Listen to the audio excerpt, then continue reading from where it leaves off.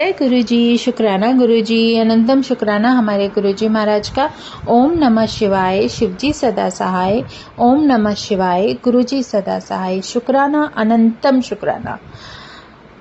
शिव पुराण में अब हम 57th चैप्टर पढ़ रहे हैं, गजासुर का वध वर्णन। अब गजासुर का किस तरीके से वध हो रहा है उसी का पूरा वृत्तांत इसमें समझाया गया है। सनत कुमार जी बोले, हे व्यास जी, शिव जी के चरित्र को प्रेम से सुनो। जिस प्रकार महादेव ने दावनेन्द्र गजासुर को त्रिशूल से मारा, देवताओं के हित के निमित्त युद्ध में देवी ने जब महिषासुर को मारा और देवता सुख से अपने अपने स्थान को चले गए, हे मुनीश्वर, देवताओं की प्रार्थना से किए हुए पिता के स्मरण से उसका पुत्र महावीर गजासुर उस वैर को लेने के लिए तप करने को वन में गया और तब ब्रह्मा जी के उद्देश्य से प्रीति पूर्वक बड़ा तप करने लगा। मैं काम में वशीभूत हुए स्त्री तथा पुरुषों से अवध्य हूँ, ऐसा मन में विचार कर तप में तत्पर हुआ। तब वह हिमालय पर्वत की गुफा में ऊपर को भुजा उठाए, आकाश में दृष्टि लगाए, पैर के अंगूठे से पृथ्वी पर खड़े होकर परम दारुण तप करने लगा। वह बड़ा बुद्धिमान महिषासुर का पुत्र गजासुर जटाओं के भार सहित कांति से प्रलय के सूर्य के समान प्रकाशित हुआ। उसके मस्तक से उत्पन्न हुई तपोमय धूपाग्नि तिरछे ऊपर तथा नीचे के लोकों को चारों ओर से तपाने लगी। मस्तक से प्रकट हुई अग्नि से नदी समुद्र सूख गए, ग्रहों सहित तारे गिरने लगे तथा 10 दिशाएं प्रज्वलित हुईं। उस अग्नि से तृप्त हुए संपूर्ण इंद्र आदि देवता स्वर्ग लोक को त्याग कर ब्रह्म लोक को गए और ब्रह्मा से कहने लगे कि समस्त पृथ्वी चलायमान हुई है। देवता बोले, हे ब्रह्मा जी, गजासुर के तप से दुखी हुए हम व्याकुल हैं, स्वर्ग में स्थित होने की समर्थ नहीं है, इससे तुम्हारी शरण में आए हैं। आप कृपा करके औरों के प्राण रखने के निमित्त उस दैत्य को शांत करो, नहीं तो सब लोग नष्ट हो जाएंगे। यह हम सत्य कहते हैं। इस प्रकार इंद्र आदि देवताओं तथा भृगु दक्ष आदि से प्रार्थना किए हुए ब्रह्मा जी दैत्य के आश्रम को गए।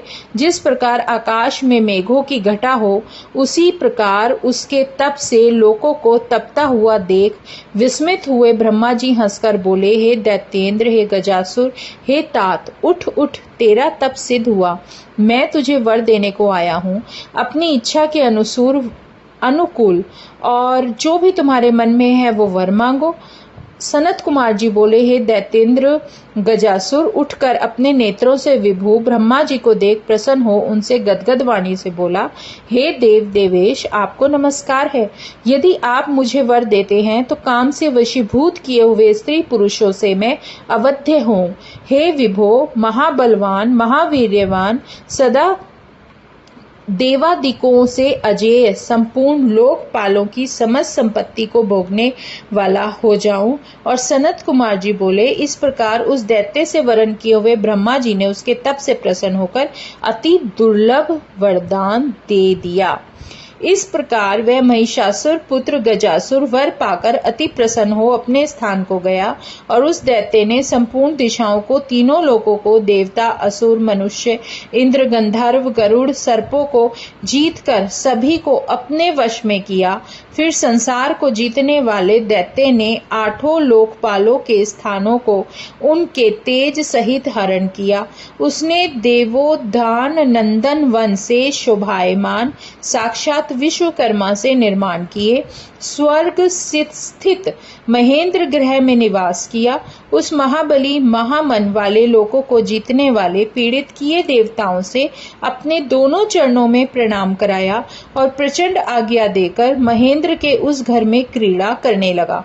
इस प्रकार जीती हुई दिशाओं का एकमात्र स्वामी जितेंद्रिय वह दैत्य प्रिय विषयों को लोलुपता से भोगता हुआ तृप्त न हुआ। इस प्रकार ऐश्वर्यवान अहंकारी शास्त्रों का उल्लंघन करने वाले उस दैत्य को बहुत समय बीतने पर पाप बुद्धि उदय हुई तथा वह देवताओं को पीड़ा देने वाला महिषासुर का पुत्र पृथ्वी पर तपस्वी ब्राह्मण को अति क्लेश देने लगा।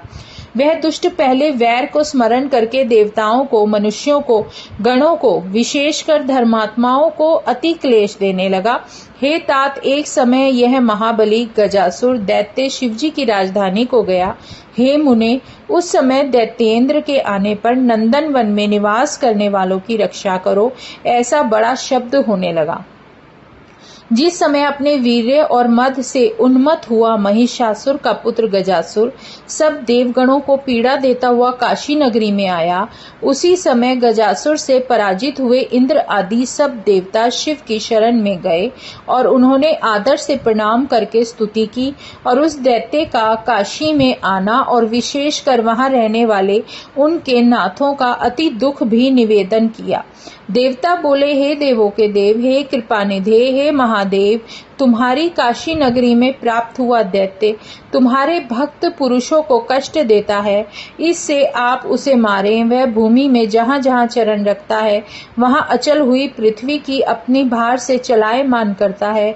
उसके जंघा के वेग से वृक्ष गिरते हैं, भुजा दंड के आघात से शिखरों सहित पर्वत चूर्ण होते हैं, जिसके मुकुट के संघर्ष से मेघ आकाश का त्याग करते हैं और उसके बालों के संपर्क से उत्पन्न हुए नीलेपन को अब तक भी नहीं छोड़ते। जिसके विश्वास के भारों से ऊंची तरंगों वाले महासागर तथा नदियां भी जल जंतुओं के सहित बड़ी किलोल करती है, जिसके शरीर की ऊंचाई 9 सहस्र योजन माया से हो जाती है तथा मायावी उस दैत्य का विस्तार चौड़ाई का घेरा भी उतना ही हो जाता है, जिसके नेत्रों को पीतता तथा चंचलता को बिजली भी धारण नहीं कर सकती, वही दैत्य बड़े वेग से वहां आ गया है और वह असह्य दैत्य जिस जिस दिशा को जाता है, काम से जीते हुए स्त्री पुरुषों से मैं अवध्य हूँ ऐसा कहकर भय दिखाता है। हे देवताओं के स्वामी, इस प्रकार उस दैत्य की चेष्टा आपसे निवेदन की। आप काशी की रक्षा में तत्पर हो, भक्तों की रक्षा करो। सनत कुमार जी बोले, इस प्रकार प्रार्थना सुनकर शिवजी उस दैत्य के वध की कामना से बड़ी शीघ्रता से काशी में आए और भक्त वत्सल त्रिशूल हाथ में लेकर गरजते हुए उन शिवजी को देखकर वह गजासुर गर्जने लगा। तब अति शब्द करते हुए उन दोनों का अनेक अस्त्र तथा शस्त्रों के संपातों से दारुण युद्ध हुआ।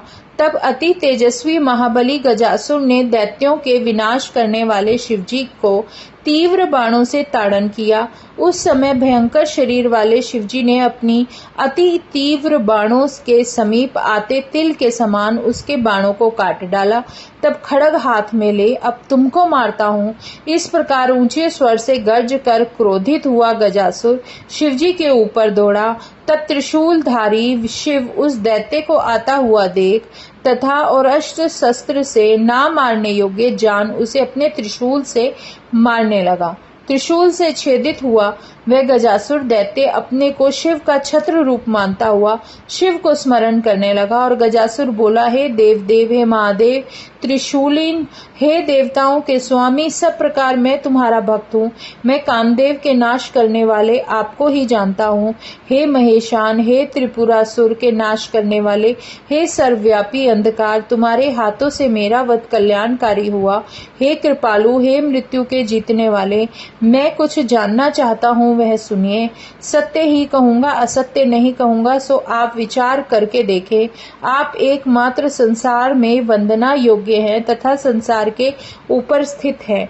काल से तो सबों को मरना है, परंतु ऐसी मृत्यु कल्याण के निमित्त होती है। सनत कुमार जी बोले, इस प्रकार उसका वचन सुनकर दया सागर शिवजी हंसकर महिषासुर के पुत्र गजासुर से बोले, हे महापराक्रमी, हे दानवोत्तम, हे श्रेष्ठ मति वाले, हे गजासुर, मैं तुमसे प्रसन्न हूँ, अपने इच्छित वर को मांगो। सनत कुमार जी बोले, वर देने वाले शिवजी का ऐसा वचन सुन दैत्यों का स्वामी गजासुर प्रसन्न हो इस प्रकार बोला, हे महेशान, हे दिगंबर, यदि आप प्रसन्न हैं तो आप त्रिशूल की अग्नि से पवित्र हुई मेरी इस देह के चर्म को अपना आच्छादन कर अपने प्रमाण वाली कोमल स्पर्श वाली युद्ध क्षेत्र से समर्पित हुई देखने योग्य महादिव्य निरंतर सुखदायक मेरी खाल को धारण करो। यह मेरी चर्म सदा सुगंध युक्त, अति कोमल, सदा निर्मल तथा अति शोभायमान हो।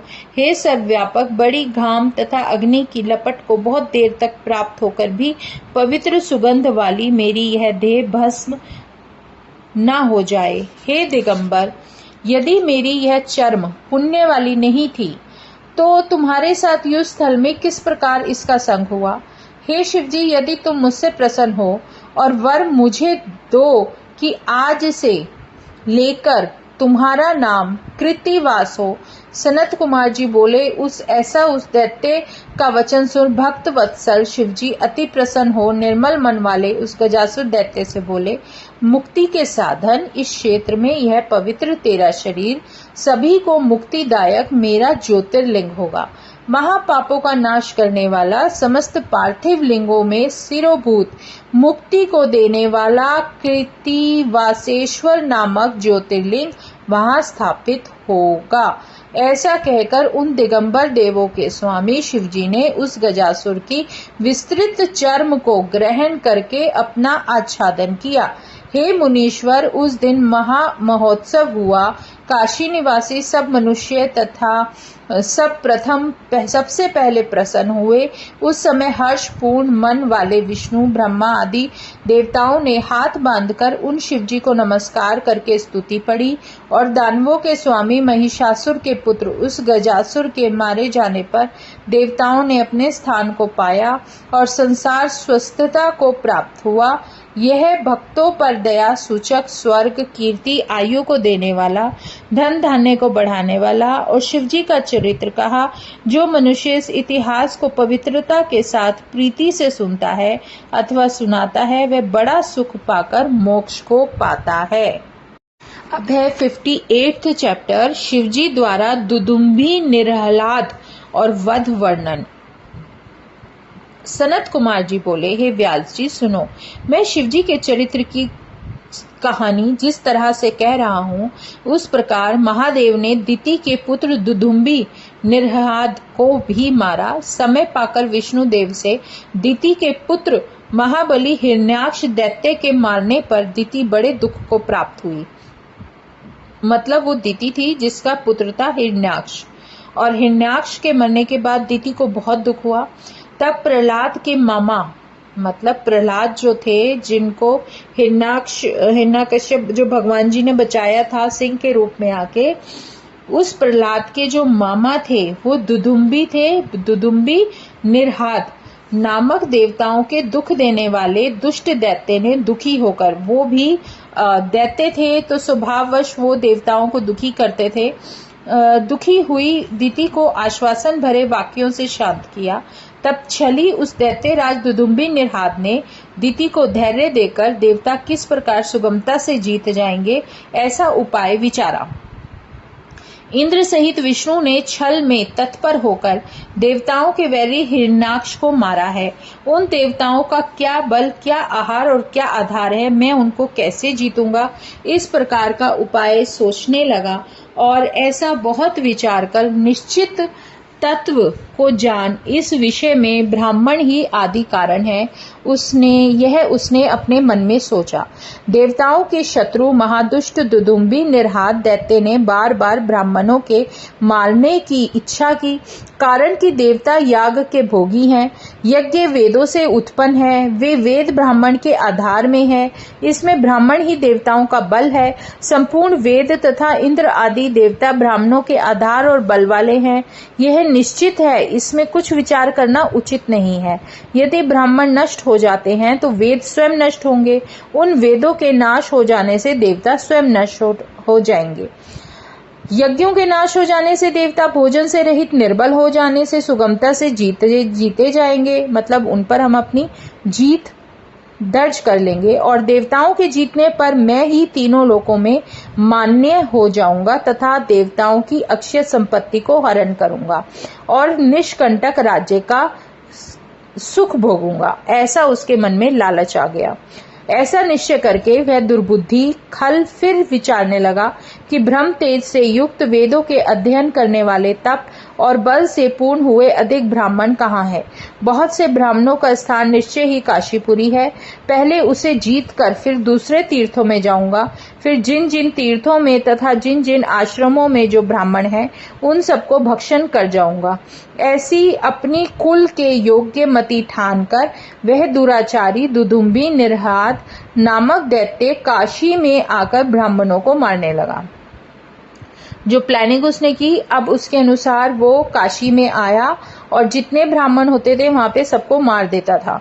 समिधा तथा कुशाओं के लाने को जहां ब्राह्मण जाते, उसी वन में दुष्ट आत्मा सबों का भक्षण कर लेता था, जिससे कोई भी ना जाने इस प्रकार कैसे छिपा रह सकता है। वन में भील रूप से तथा जलाशयों में जल जंतु रूप से विचारता था। इस प्रकार अदृश्य रूप वाला वह मायावी देवताओं के भी अगोचर होकर दिन में मुनियों के मध्य में मुनि के समान ध्यान में तत्पर रहता था। मतलब रात को ऐसे रूप ले लेता था और दिन में मुनियों के साथ उन्हीं के साथ रहता था और उन्हीं का रूप बनाकर पूरा दिन व्यतीत करता था। रात्रि में व्याप्त रूप से पर्णशालाओं के प्रवेश तथा निकास को देखता हुआ वह दैत्य बहुत से ब्राह्मणों का भक्षण करता था। इस प्रकार निसंदेह होकर भक्षण करता था कि अस्थि तक को भी नहीं छोड़ता था। इस प्रकार उस दुष्ट ने बहुत से ब्राह्मणों को मार डाला। एक समय शिवरात्रि में एक शिव भक्त देवों के देव शिव की पूजा करके ध्यान में लीन हुआ। तभी उस दैत्येंद्र बल से तर्पित हुए दुदुम्भी निरहाद ने व्याघ्र का रूप धारण करके उसे भक्षण करने की इच्छा की। तब ध्यान करते हुए शिव के अवलोकन में दृढ़ चित्त किए अस्त्र कवच मंत्रों के विन्यास करने वाले उस भक्त को भक्षण करने में मैं वह समर्थ नहीं हो पाया। सर्वव्यापी शिवजी ने उसके आशय को जानकर उस दुष्ट रूप दैत्य के वध करने की इच्छा की। जैसे ही उसने व्याघ्र रूप से उसे ग्रहण करना चाहा, तब ही संसार की रक्षा रूप मणि 3 नेत्र वाले भक्तों की रक्षा करने में प्रवीण शिवजी भक्त से पूजित उस लिंग से प्रकट हुए और शिवजी को देखकर वह दैत्य फिर उसी रूप से पर्वत के समान हो गया। जब ही सर्वज्ञ शिव को तिरस्कार सहित आता हुआ देखा, तब ही उस दैत्य ने उनकी कोख में प्रहार किया। उसी समय उन भक्त वत्सल शिवजी ने वज्र से भी अति कठोर मुष्टि से उस व्याघ्र को ताड़न किया। उस मुष्टि के आघात से तथा कोख के मर्दन होने से दुखी हुआ वह व्याघ्र अतिनाद करके मर गया। उसके रोदन के बड़े शब्द से व्याकुल चित हुए तपस्वी लोग उसके शब्द के साथ ही रात्रि में आए। वहां मृग की को कोख में करने वाले शिवजी को देखकर वे सब नम्र हो जय जयकार करके स्तुति करने लगे। ब्राह्मण बोले, हे जगत गुरु, हे ईश्वर, इस कठिन उपद्रव से रक्षा करो और दया करके इसी स्थान में स्थित करके हे महादेव आप इसी स्वरूप से व्याघ्रेश नाम से यहाँ स्थित हो इस उत्तम स्थान की रक्षा करो। हे गौरीश, दुष्टों को नाश करके हम तीर्थवासियों की अनेक उपद्रवों से रक्षा करो और भक्तों को अभयदान दो। सनत कुमार जी बोले, इस प्रकार अपने भक्तों का वचन सुन वे भक्त वत्सल शिवजी तथास्तु कह फिर यह बोले, महेश्वर बोले, जो मनुष्य श्रद्धा से मुझे इस रूप में देखेगा उसके दुख को मैं अवश्य दूर करूंगा। मेरे इस चरित्र को स्मरण करके तथा मेरे पार्थिव लिंग को अपने हृदय में स्मरण करके जो मनुष्य युद्ध में प्रवेश करेगा वह निसंदेह विजय को प्राप्त होगा। इसी अवसर से इंद्र आदि समस्त देवता उत्साह पूर्वक जय जयकार करते हुए वहां आए और सब देवताओं ने अंजलि बांधकर कंधे झुकाए प्रेम से शिवजी को प्रणाम करके भक्त वत्सल महादेव की मधुर वाणी से स्तुति की। देवता बोले, हे देवों के स्वामी, हे प्रभु, प्रणतों के दुख हरने वाले, अपने इस दुंदुभी निरहाद के वध से हम सब देवताओं की रक्षा की। हे भक्त वत्सल, हे देवेश, हे सर्वेश्वर, हे प्रभु, आपको सदा भक्तों की रक्षा करनी चाहिए तथा दुष्टों का वध करना चाहिए। ऐसा उन देवताओं का वचन सुनकर परमेश्वर ऐसा ही होगा यह कहकर प्रसन्न हो उस लिंग में प्रवेश कर गए। तब विस्मय करने वाले देवता आनंद से अपने अपने स्थान को पधारे तथा संपूर्ण ब्राह्मण भी बड़े हर्ष के साथ यथेष्ट स्थान को चले गए। जो मनुष्य व्याघ्रेश्वर संबंधी इस बड़े इतिहास को सुनता है व सुनाता है, पढ़ता है या पढ़ाता है, वह अपने मन से चाही उस संपूर्ण कामनाओं को पाता है तथा निर्द्वंद हो मोक्ष को प्राप्त होता है। यह अनुपम शिव लीला के अमृताक्षर वाला इतिहास स्वर्गदायक कीर्ति को बढ़ाने वाला तथा पुत्र पौत्र को भी बढ़ाने वाला है। अति भक्ति देने वाला, शिवजी की प्रीति को देने वाला, कल्याणकारी, परम ज्ञान को देने वाला, परम मनोहर है और अनेक विकारों को दूर करने वाला है। जय गुरु जी, शुक्राना गुरु जी, अनंतम शुक्राना हमारे गुरु जी महाराज का। ओम नमः शिवाय, शिव जी सदा सहाय। ओम नमः शिवाय, गुरु जी सदा सहाय। शुक्राना, अनंतम शुक्राना।